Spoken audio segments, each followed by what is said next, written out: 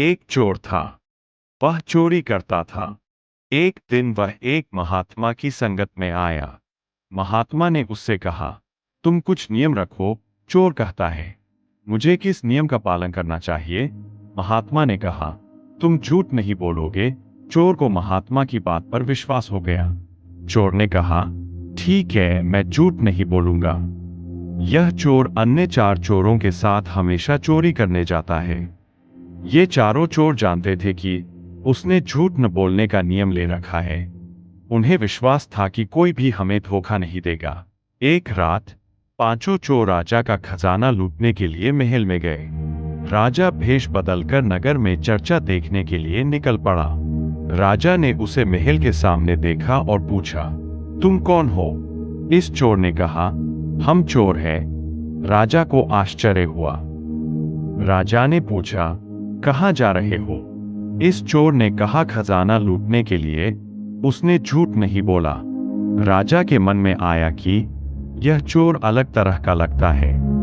कोई भी चोर ऐसी बात नहीं करते। राजा ने कहा, मैं भी चोर हूं, चलो साथ चलते हैं। फिर वे महल के द्वार पर गए। जो पहरेदार पहरा दे रहा था, उसने पूछा, तुम कौन हो? चोर ने कहा, हम तो चोर हैं। चौकीदार ने सोचा, यह चोर नहीं है।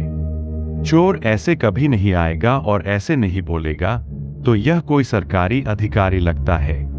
फिर चोर ने चौकीदार से कहा, तिजोरी की चाबी लाओ।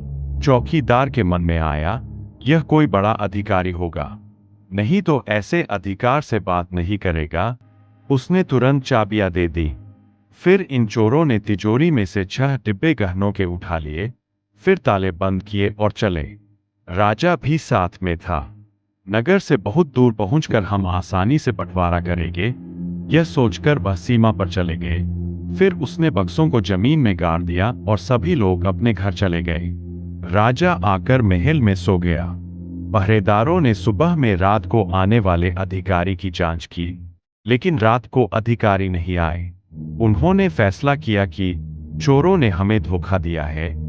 उन्होंने राजा को सूचित किया कि हमारा खजाना लूट लिया गया है।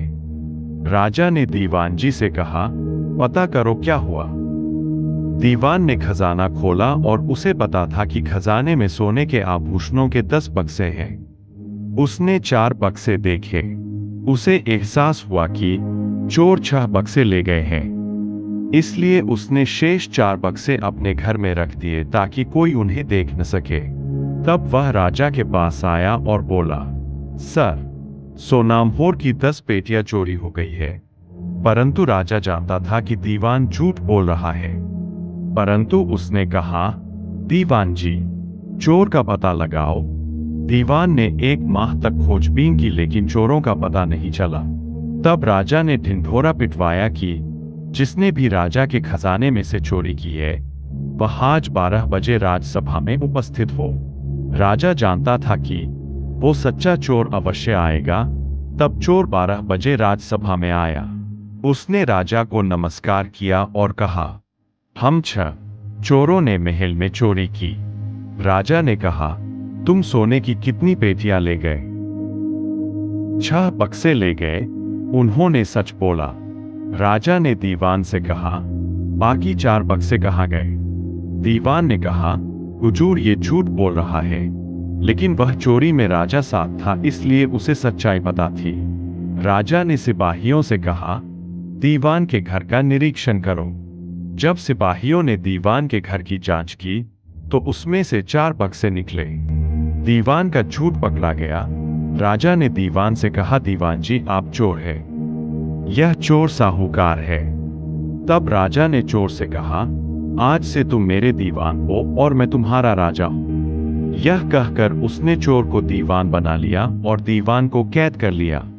यदि कोई चोर संत के वचन के अनुसार आचरण करे, तो वह दीवानगिरी जैसी पदवी प्राप्त कर सकता है। यदि वह संत की सभी बातें मानेगा तो उसे अच्छा फल मिलेगा। यदि आप में सत्यनिष्ठा और ईमानदारी है, तो आपको अच्छा फल मिलेगा। कभी भी किसी को धोखा न दें। अगर कहानी अच्छी लगे तो वीडियो को शेयर करें, लाइक करें और चैनल को सब्सक्राइब करें।